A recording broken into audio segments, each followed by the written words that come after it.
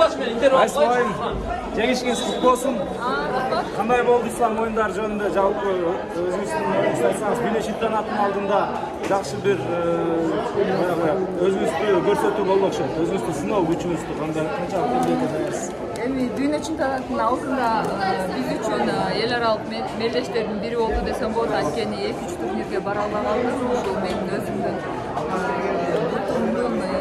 чемпионат Азияда жаракат алгандыгы үчүн мен ойлойм, биз ойлогондой эле болду. Жеке Өзбек агай менен Машык Куручу менен биргеликте чечкенбиз турнир катары өтөлү деп.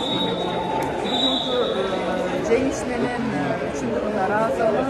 Ошондой эле сүйүнүп жатам десем болот. Сиз карьераңызда мына экинчи ирет ислам оюндарын өтүп атасыз.